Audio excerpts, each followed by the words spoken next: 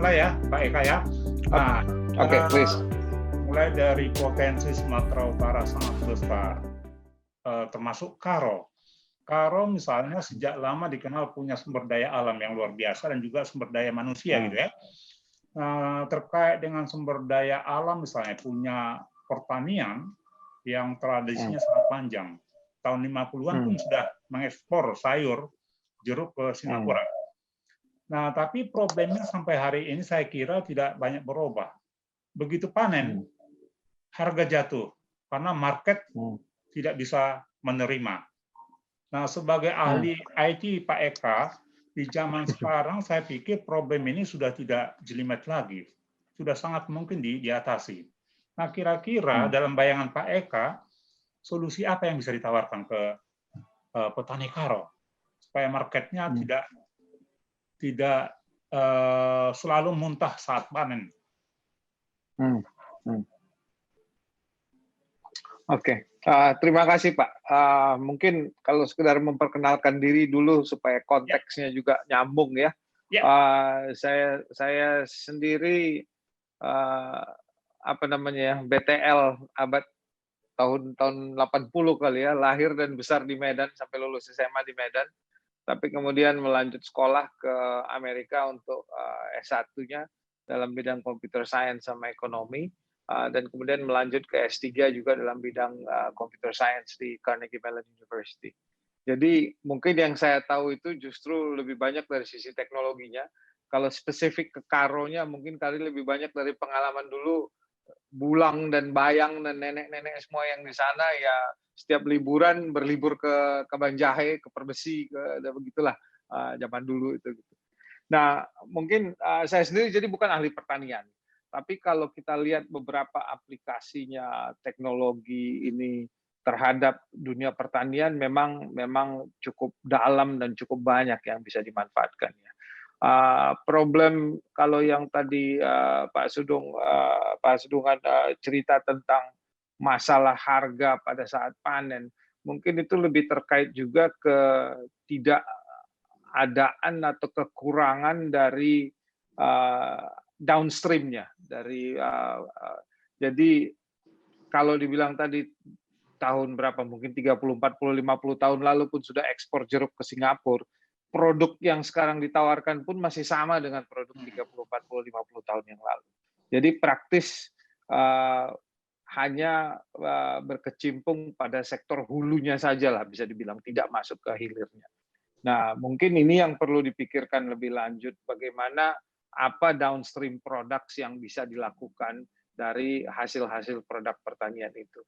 Nah, kalau di situ mungkin lebih banyak unsur produksi pertanian ketimbang unsur teknologi. Unsur teknologi mungkin yang paling menarik yang bisa diterapkan adalah terkait produktivitas.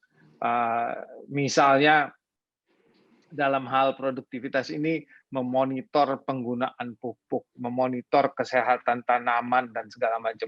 Itu sekarang sudah banyak penggunaan teknologi-teknologi seperti berbasis IoT, Internet of Things, di mana misalnya kalau ada lahan jagung begitu, berapa kadar air, kelembapan, pupuk dan segala macam keadaan hara makanan yang berada di tanah untuk lahan jagung tersebut bisa secara konstan dimonitor dan kemudian ditanggapi dengan teknologi juga untuk memberikan secara otomatis pemupukan misalnya yang berdasarkan dari data yang dimiliki itu.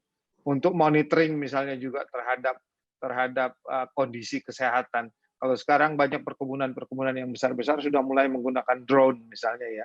Jadi memonitor ribuan hektar bisa dilakukan dengan satu sentra yang kemudian drone-nya terbang dan kemudian dianalisa lagi sehingga tahu kira-kira di sana kurangnya apa dan segala macam.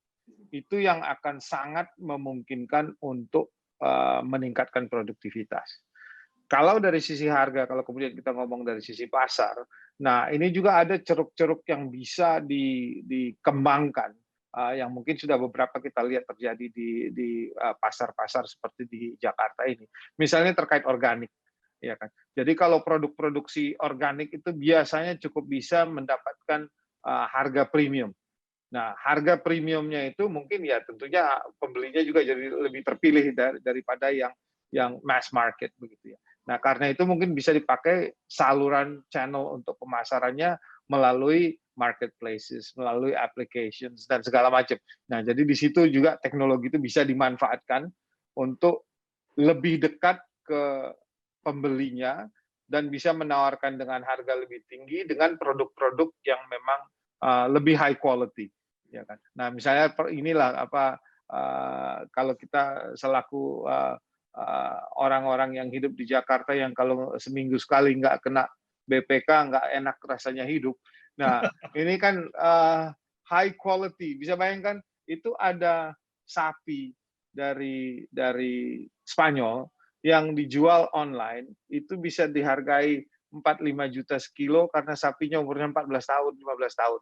Ya. Nah, special premium product seperti ini untuk hewan-hewan peliharaan yang dikelola dengan baik, makanannya dijaga, ketebalan lemaknya diukur dengan presisi dan segala macam, itu memungkinkan, ya kan. Dan kampung kita itu Karo itu sangat terkenal dengan produksi BPK-nya tadi lah ya.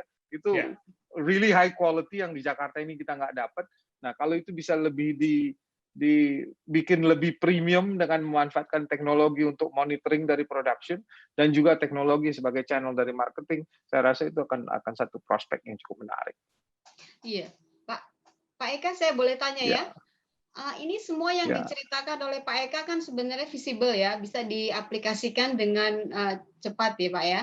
Nah, persoalan yang mungkin akan dihadapi ketika ingin membangun mindset seperti ini itu apa ya Pak? Selain tentunya infrastruktur ya kan Pak, internet misalnya, jaringan internet yang baik, kemudian akses untuk mendapatkan sambungan online gitu ya Pak.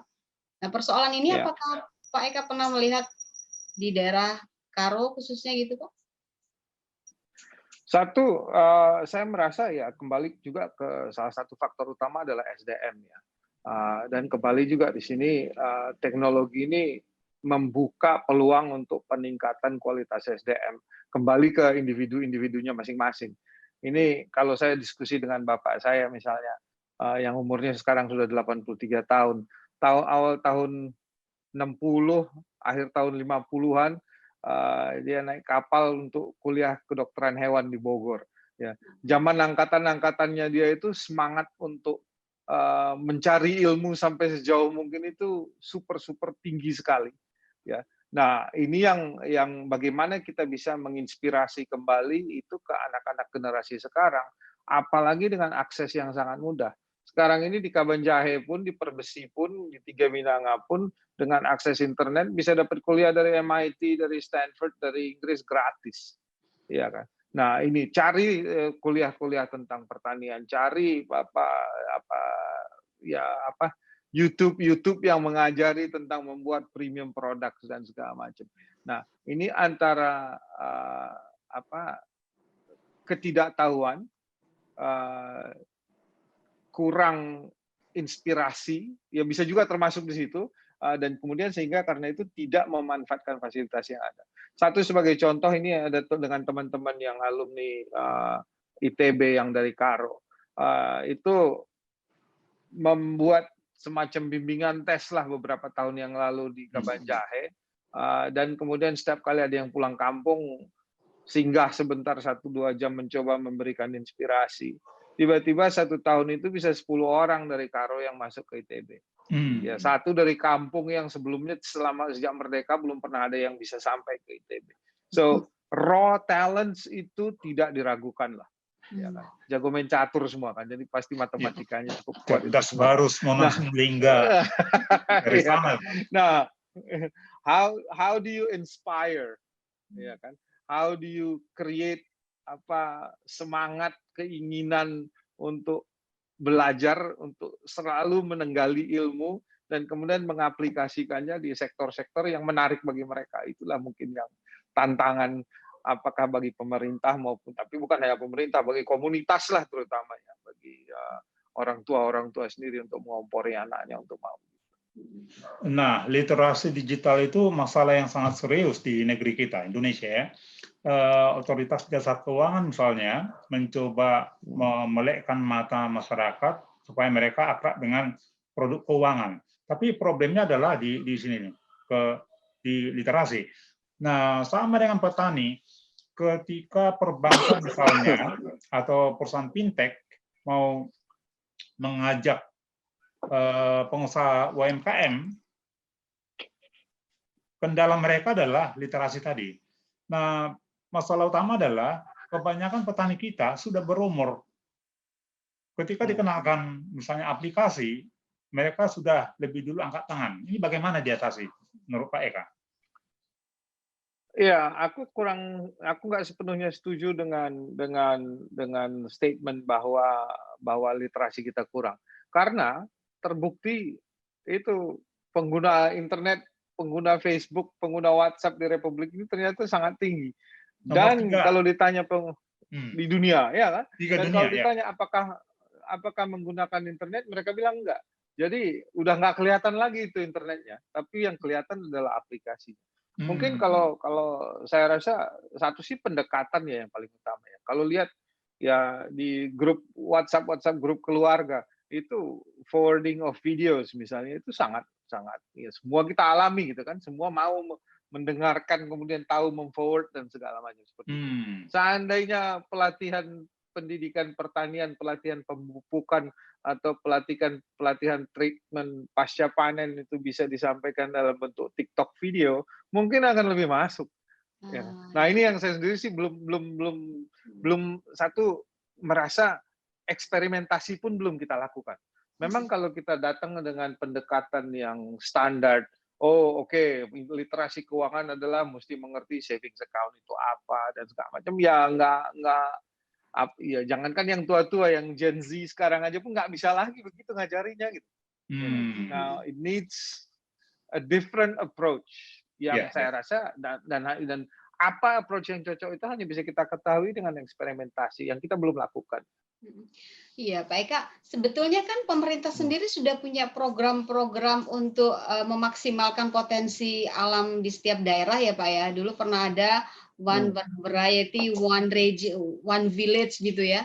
Satu desa disuruh untuk menanam satu produk saja gitu, fokus ke situ. Terus pemasaran juga sudah akan dikemas oleh pemerintah sehingga mereka tidak harus mikir lagi ya untuk membuka jaringan pemasaran gitu.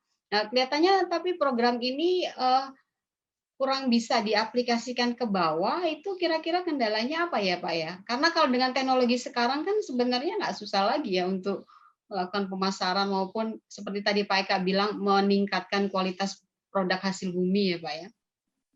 Ya. Saya kurang mengerti Bu ya apa yang sudah dilakukan dan sampai di mana tingkat keberhasilan atau kekurang berhasilan dari program-program ini saya nggak bisa komentar ya. Cuman yang satu saya bisa komentar adalah dan saya lebih percaya begitu bahwa approach itu sebaiknya datangnya dari bawah dari yang bersangkutan. Ya kan? Jadi si satu orang petani kopi inilah yang terinspire untuk mencari bagaimana cara terbaik supaya produksi kopinya biarpun itu cuma hanya dari 1-2 hektar, tiba-tiba is the best that everybody is talking about it dan nggak cukup. Ya. Nah itu di dunia model pilar sekarang viral sekarang ini sangat bisa, sangat mungkin terjadi dan sangat mungkin dilakukan dengan atau tanpa adanya program pemerintah secara umum. Yang penting seperti Pak Hasudungan tadi bilang bahwa infrastruktur ada dan ini terbukti ada ya pelosok-pelosok praktis pelosok-pelosok manapun di Karo ya saya suruh ada sepupu saya ke makam leluhur di sana tolong divideoin gitu Mbak bisa divideoin dan bisa diupload dikirim. So, ada sinyal. Saya ngerasa free infrastructure untuk maksud ini sudah ya biarpun tidak ideal mungkin tidak LTE belum 5G LTE lah semua ya tapi udah memadai lah untuk bisa dimanfaatkan. Dua minggu lalu Pak Eka, kami ke Samosir dan kami menuju satu titik yang tranquil, yang sangat jarang dijambangi orang. Namanya Sidihoni, danau di atas danau. Nah, yang buat kami kaget di situ adalah sekarang sedang dipasang jaringan kabel serat optik di daerah yang penduduknya sangat sedikit. Ajaib itu. Ya. Jadi infrastruktur sekarang udah nggak masalah sebenarnya. Iya, infrastruktur digital ya memang masih ada tidak ideal tapi sudah usable. Mungkin gitulah kali karakterisasinya. Tapi Pak Eka yang punya Ya. vision, yang punya kreativitas seperti yang Pak Eka harapkan itu ya, misalnya petani yang ingin produknya viral kemudian ditanam dengan kualitas yang baik begitu, itu kelihatannya anak-anak muda ya Pak ya. Nah, persoalannya kan di kampung kita ini yang muda-muda kalau sudah merantau dia lupa kampungnya. Benar nggak Pak? Nah, ya yang muda ataupun yang tua, bagaimana? Saya rasa sih termasuk mungkin yang paling bisa dilakukan adalah menginspirasinya itu tadi gitu ya. Ya mungkin yang muda akan lebih berani untuk taking risk, dan apakah yang muda ini akan merantau dan kemudian nggak balik lagi? Pada umumnya benar begitu, tapi salah satu penyebab utamanya adalah karena tidak melihat peluang itu di daerahnya sendiri gitu ya. Kalau itu mulai kelihatan akan kecenderungan seperti itu tadi akan berkurang. Salah satu yang menarik adalah dengan risetnya COVID ini ya. Begitu banyak perantau, apalagi perantau yang merantau untuk daerah industri pariwisata. Sekarang ini kan kalau kita lihat Bali misalnya ya, itu atau Jakarta, kalau nggak salah saya baca kemarin itu statistiknya 300 ribuan lebih pekerja restoran di Jakarta, dan sekarang tinggal 100 ribu. Nah 200 ribu ini kemana? Setengah mungkin akan pulang kampung kan, karena ada safety net yang baik di kampung. Nah ini yang mereka sudah tahu environment-nya di kota bagaimana, mindset-nya mungkin juga sudah lebih terbuka, sekarang terpaksa pulang, ini momen yang bagus sebenarnya untuk ngomporin supaya think more creatively, do something more creative.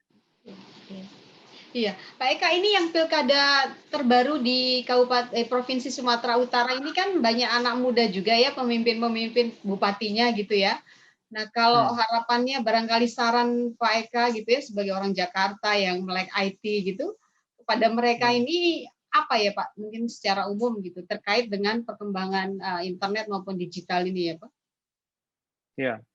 Mungkin yang ya kembali ke itu tadi ya, kalau lihat sektor-sektornya ini tadi antara pendidikan dan kemudian kalau yang pasti relevan bagi kabupaten-kabupaten di sana sekitar Danau Toba terutama adalah pertanian dan pariwisata. Nah, itu coba lihat, coba kenalkan, coba ajak, dorong bagaimana cara mekanismenya untuk mulai dari pemanfaatan saja dulu, ya kan, bahwa tahu bagaimana temperatur, curah hujan dan segala macam itu semua apps-nya udah ada dan global dan world class quality yang bisa diakses, dan kemudian apa yang bisa dipakai secara langsung dan kemudian lihat hasilnya gitu. Jadi dan saya rasa juga masyarakat kita ini memang pada umumnya cukup challenging kalau kita hanya ngomong.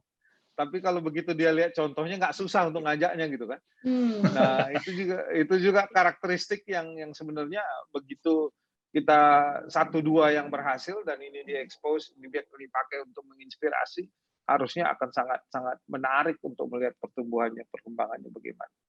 Sebelum meluas, saya kembali ke dunia pertanian, Pak Eka. Ya. Selama ini kesulitan utama petani Indonesia adalah permodalan. Mereka tidak bisa mengakses perbankan karena persyaratan sangat sulit mereka penuhi. Mereka jauh dari itu administrasi. Nah, tapi belakangan ini ada titik cerah dengan munculnya crowdfunding. Ya. Itu justru menggairahkan dunia pertanian kita. Sekarang banyak startup yang dalam tempo singkat telah menunjukkan jejak yang bagus, seperti Highgrow misalnya kan, atau ada Sikomis, Tanipan, dan lain-lain. Nah, bagaimana ini bisa diterapkan di Sumatera Utara, Tanah Karo khususnya, Pak Eka? Karena menurut saya masih praktis berkutat di Pulau Jawa mereka, walaupun borderless sebenarnya. Iya. Cerita tentang fintech ini ya, crowdfunding, dan lending segala macam. Saya juga ikut ngomporin ada satu crowdfunding namanya Dana Didik. Itu crowdfunding untuk student loan.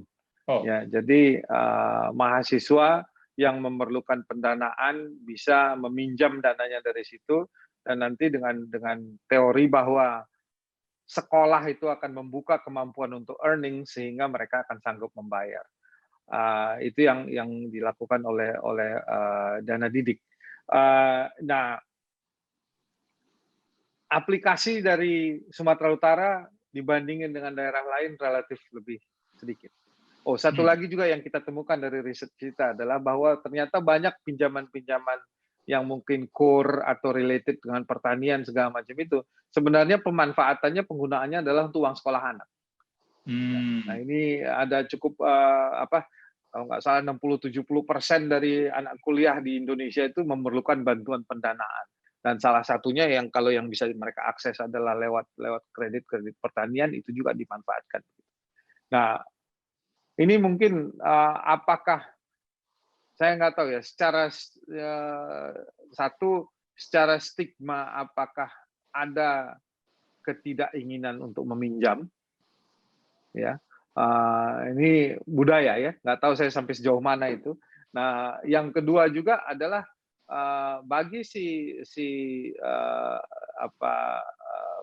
pelaku fintech-nya, kembali karena demografinya, kepadatan penduduknya adanya di Jakarta, di Jawa dan sekitarnya, ya fokus pertama ada di situ. Di situ perputarannya lah bisa dibilang gitu. Biarpun OJK sendiri itu sudah mewajibkan bahwa sekian persen ada persentase dari luar Jawa, dan ada kewajiban juga untuk menjelaskan, menerangkan tentang produk-produknya ini keluar situ. Di satu sisi ada challenge seperti itu, tapi di sisi lain sebenarnya itu juga adalah peluang bagi anak-anak muda yang di lokal di sana gitu ya. Jadi yang ya seandainya ada yang mau bikin fintech Medan misalnya begitu kan akan lebih mungkin mengaksesnya. Nah, nanti dengan di feature di Wall Street Journal misalnya, ya diaspora anak-anak Medan ini akan mau menjadi provider dari lending capitalnya. Ya, itu juga satu possibility. Ya. Nah, kalau untuk dana didik tadi misalnya untuk anak sekolah, ya selama ini kan ya kekerabatan di kalangan keluarga ya, Batak lah begitu kan cukup ya. Kalau kurang uang sekolah minta sama tulang musana, minta sama mangboro musana begitu kan. Nah, itu yang sekarang juga kita bilang, daripada dia minta saja tanpa jelas bagaimana proses monitoring dan segala macam, suruh minjam lewat dana didik, nanti amang borunya ini juga yang memberikan pinjaman. Tapi ada monitoring, ada pelaporan, ada pertanggungjawaban. Ya kan? Dan itu juga bisa berkelanjutan, berputar seterusnya begitu. Nah, ini ada ya kita juga heran juga nggak begitu banyak dari Sumatera Utara dibandingkan daerah-daerah lain, misalnya Lampung misalnya gitu ya, yang di Sumatera itu jauh lebih tinggi persentasenya dibandingkan yang dari Sumatera Utara. Itu menarik banget ya Pak ya. Satu hal ya Pak, yang kemarin kita sempat bicara dengan Bupati terpilih baru itu ya Pak. Mereka justru mengeluhkan bahwa penduduk di sana itu lebih suka orientasinya hanya menjadi PNS atau tenaga honorer gitu. Artinya jiwa entrepreneurship-nya tidak terbangun gitu Pak ya. Nah, kalau kita berharap bahwa inisiatif itu muncul dari individu, kelihatannya agak susah kalau masih mindset-nya berharap bahwa mereka akan menjadi PNS atau jadi tenaga honorer gitu ya. Padahal kabupaten sendiri sudah merasa terbebani gitu ya dengan membayar tenaga honorer yang rekrutmennya pun sangat tertutup dan biasanya hanya kalangan keluarga gitu Pak. Ini mengubah mindset ini bagaimana menurut Pak Eka ya? Menarik bahwa itu datang dari bupatinya yang berkomentar begitu ya. Satu hal sederhana yang bisa dia lakukan. Waktu saya memulai pulang sekolah dari Amerika, mau bikin bisnis sendiri di Bali, orang tua saya juga banyak yang mikir, kau akan lebih dihormatin orang dari jadi camat atau jadi bupati ketimbang seberapa banyak pun yang dihasilkan dari sisi bisnis. Coba si bupatinya itu minta, kalau ada acara-acara di mana ada bupati, jajaran yang duduk di paling depan itu suruh entrepreneurnya. Jangan hanya pejabat-pejabat pemerintahan, selama yang dihormati adalah PNS-nya, ya jangan harap mindset orang berubah. Ya. Nah, sementara di satu sisi egalitarian di budaya Batak cukup tinggi kan. Biarpun sekarang ini udah mulai agak luntur juga. Berani nggak kalau parhobasnya bupati suruh beneran kerja? Ya kan? Nah, ini kan egalitarianisme kita ada, tapi itu memang harus diangkat ya. Selama ini kita malah ya pernah lihat dia ada acara-acara seperti itu, apalagi di acara pemerintahan yang orang yang sudah itulah pemilik 2 bus itu lebih banyak kali pegawainya dan kontribusi pajaknya gitu kan terhadap pembangunan tadi, nggak pernah dihormati itu kan. Nah ini yang mindset itu bagus sekali itu datang dari bupati ya. Si bupatinya lah bilang gitu, jangan pernah yang dulu di depan itu suruh ya selama dia masih pegawainya apa PNS-nya yang dia suruh di depan ya itulah yang dihormati orang. Iya, iya. Begitu Pak. Jadi memang itu salah satu komplain mereka agak berat gitu ya mengubah Karena mindset. setiap bulan mereka harus mengalokasikan dana tidak kurang dari 128 miliar untuk Honorer. tenaga honorer. Padahal idle. Ya. Ya, jangan diterima lagi, kalau perlu malah diberhentikan dan pesangonnya dipakai untuk modal bisnis. Benar. Iya, nanti supaya itu sebenarnya langkah yang harus berani ya Pak dari Bupati, walaupun itu tidak populer barangkali di kalangan kampungnya gitu ya Pak ya kelihatannya. Iya. Ya. Nah itu ya. Nah saya akan kembali ke soal pertanian tadi. Faedah atau manfaat dari crowdfunding ini adalah tidak hanya menyediakan modal buat petani, tapi juga membuka akses pasar. Karena mereka juga memikirkan market. Ya. Nah kalau menurut Pak Eka bagaimana ini? Betul Pak. Kalau saya melihatnya di pertanian kita itu seperti tadi ya, dari hulu produktivitas bagaimana, termasuk di situ modal supaya pupuk bisa tersedia, supaya preparation bisa bagus, hasilnya bisa optimal dan sebagainya. Nanti mulai dari panen, processing lagi supaya bisa ada downstreaming dan segala macam, dan kemudian menjangkau pasar terutama untuk produk-produk yang specialized, premium, high quality products gitu Pak. Nah itu mata rantai yang ya ada yang diisi dengan crowdfunding untuk pendanaan misalnya, ada yang diisi dengan training atau specialized training, ada yang diakses dengan marketplace ya. Itu satu ekosistem lah gitu Pak.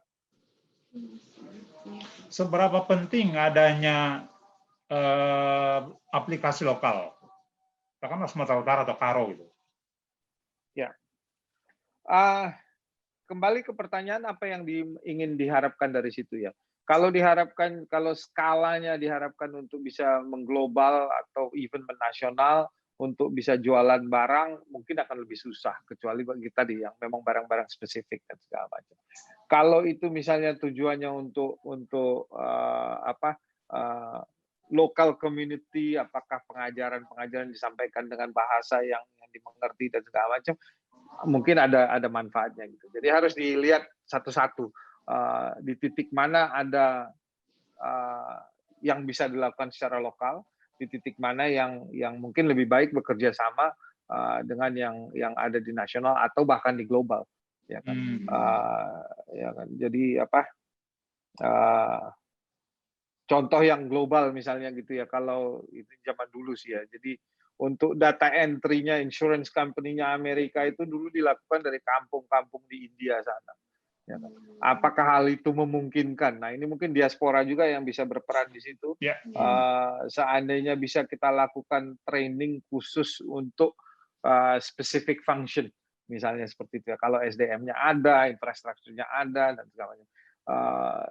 Ya ini beberapa teman-teman di alumni ITB di Gajah Toba juga memikirkan apa loncatan-loncatan seperti itu yang bisa dilakukan. Nah, terkait downstreaming tadi produk pertaniannya, dalam hal ini saya pikir kita perlu belajar ke Thailand tuh, karena mereka bisa menghasilkan banyak produk, termasuk cemilan gitu ya.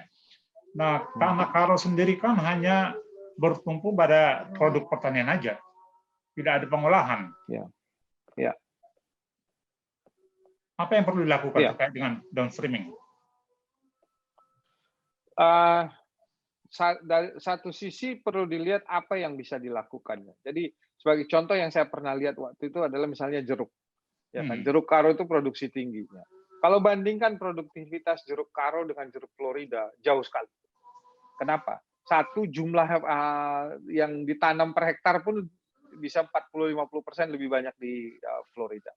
Kedua, yang hasil produk ya, belum kemudian pemeliharaan pupuk dan segala macam. Kemudian ke hasilnya itu sendiri, kalau ini sih data lama yang saya dulu pernah pelajari ya, bahwa jeruk Florida itu mungkin yang dijual sebagai jeruk segar hanya 8-10%. 70% itu jadi air jeruk beku yang dijual untuk zaman saya mahasiswa dulu, cuman itulah yang bisa kebeli, 25 sen bisa jadi 5 liter. Ya kan? Ada bau jeruknya sikit-sikit gitulah. Ya. Lumayan. Lumayan. Nah, itu beku, itu tahan 2 tahun gitu. Nah, 70%, 20% mungkin itu jadi air jeruk yang mungkin ya ada packagingnya kalau kita lihat sekarang itu mungkin 2-3 tahun 2-3 bulan tahan. Ya kan? Yang fresh hanya 8-10%. Pricingnya jadi premium. Memang dipilihin bener, disemprot, dicuci, lilinnya hilang, dilapis lagi hilang sehingga dikirim ke Jakarta pun dari sana masih seolah-olah baru dipetik dari pohon. Nah, analisa-analisa seperti ini per item dikerjakan. Apakah siapa yang harus ngerjain itu? Ya, benarnya kalau banyak tadi pegawai PNS-nya di kabupaten yang nganggur, ya ini menarik untuk dipetain ya kan? Ya kan? Produk apa yang bisa dibagaimanakan dan apa yang di-require. Nah, itu satu titik apanya. Nah, kedua, Bapak saya juga pernah punya pengalaman dulu mau coba bikin downstream malah dari hulunya itu susu. Impor sapi perah 2.000 ekor dari Australia, ya. Kemudian disebarkan melalui koperasi susu di Karo, ya, dipelihara dan produksi susunya itu rencananya dibawa ke pabrik. Ya. Nah, susu sudah produksi, pabrik belum ada. Antara perizinan, permodalan dan segala macam itulah. Ya. Jadi terputus ya Pak, rantainya terputus. Matanya. Dan bukan hanya rantai produksi yang terputus, kepercayaan masyarakat pun putus. Ya. Nah ini ya bukan menyalahkan, tapi pada faktanya ya pemerintahnya, Pemdanya harus jujur melihat begitu. Kalau saya mau bikin pabrik air jeruk, berapa sih proses, bagaimana proses masa, berapa lama, berapa duit yang harus keluar sebelum produksi terjadi? Ya. Ya. Kalau bisa itu negatif, ya kan? Ini kalau itunya saya udah 3 tahun baru balik modal perizinan misalnya dan ya, apa produksi awal, ya udah agak susah. Ya. Nah ini tapi kembali. Di era sekarang ini Pak Eka, di era digital sekarang ini kan sangat mungkin semua serba transparan kan Pak, artinya diurus dengan cara online gitu. Kalau itu terjadi kan sangat positif ya Pak. Theoretically begitu. Ya. Mudah-mudahan nanti didengar bupati yang baru ya Pak, anak muda-muda ini. Ya. Ya itu yang sederhana lah, yang apa pernah juga diskusi ya. Tapi ini juga beberapa waktu yang lalu dengan bupatinya. Kenapa kau promosikan pariwisata Bali, tapi pariwisata kampungmu nggak mau kau promosikan? Iya, kami mau nanya itu nanti. Ya, nah. Waktu itu sih jawaban saya sederhana. Bapak nggak mau pariwisatanya dipromosikan, ya kan? Contoh yang sederhana lah. Ini banyak saya komplain dengan kalau misalnya pengembangan pariwisata Toba misalnya gitu kan kita ngomong. Yang sederhana saja bahwa lihat hotel-hotel yang ada di kawasan Toba, sepanjang Danau Toba. Berapa banyak yang tempat tidurnya dari tahun 70 nggak diganti? Iya, mostly. Ya, kasih kredit ganti kasur aja harusnya menarik gitu. Ya kan? Akhirnya ya banyak di antara kita yang diaspora ini hanya pulang kampung kalau nggak ada yang kawin, ada yang mati, cuma itu aja. Betul Pak. Ya kan? Ya, belum lagi urusan sampah. Nah, itu Karo terutama ya. Depan rumah kita dan kita bandingkan dengan Bali gitu ya. Depan rumah kita aja kita nggak mau bikin rapi dari sampah. Bagaimana caranya? Ini tantangannya. Apakah perlu aplikasi? Apa perlu insentif? Bagaimana? Ya itu perlu dipikirkan ya. Untuk merapikan kalau dari sisi pariwisata. Nah, kalau ada juga contohnya. Di Simalungun sekarang ISS dipakai itu. Oh ya? Oh mana? Iya. Tapi nggak tahu nasibnya nanti setelah bupati ganti. Ya tinggal trainingnya minta Pak Elisa mentraining Nah, di sana. ya. Pertanyaan tadi ya, dari Pak Upati, kenapa Bali diurusi, pariwisata Karo tidak? Mungkin kembali pada awalnya dulu ya, kalau kita ngomong pada saat awal. Belakangan kita coba masuk juga, tapi pada awalnya dulu tahun 95 itu kita mulai indo.com waktu itu. Di satu Bali itu sendiri baru ada satu.